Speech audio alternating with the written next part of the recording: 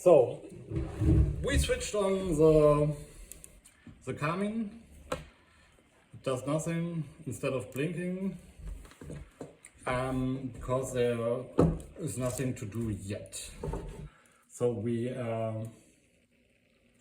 will now connect one motor.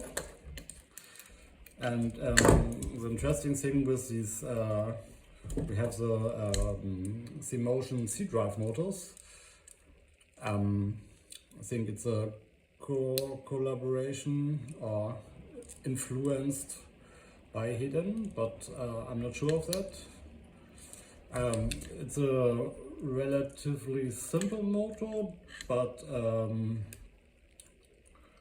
easy to use.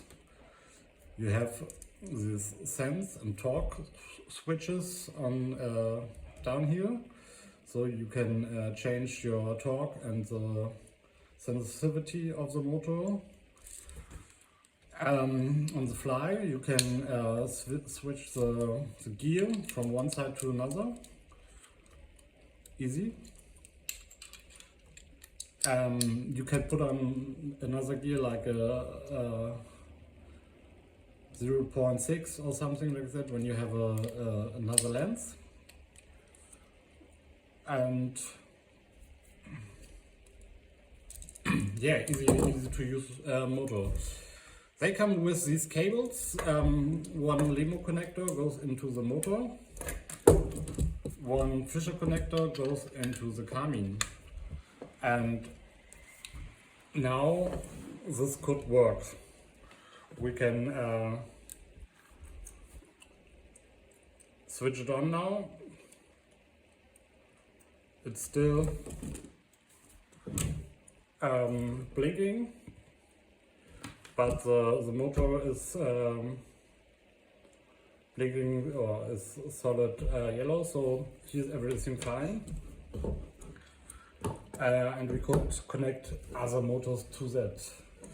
The interesting part with the CMOTION is that they are open to use other motors like this ARRI CLM.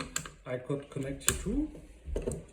And the interesting thing, it's hot pluggable, so it don't have these problems like the that it needs to reboot or something like that. It just goes in and goes. Can be used with other motors like the Hidden motors or the, I think even with the Preston motors. Yeah, up to 3. There are special cables to use 2 of these Garmins with 6 motors for 3D rigs.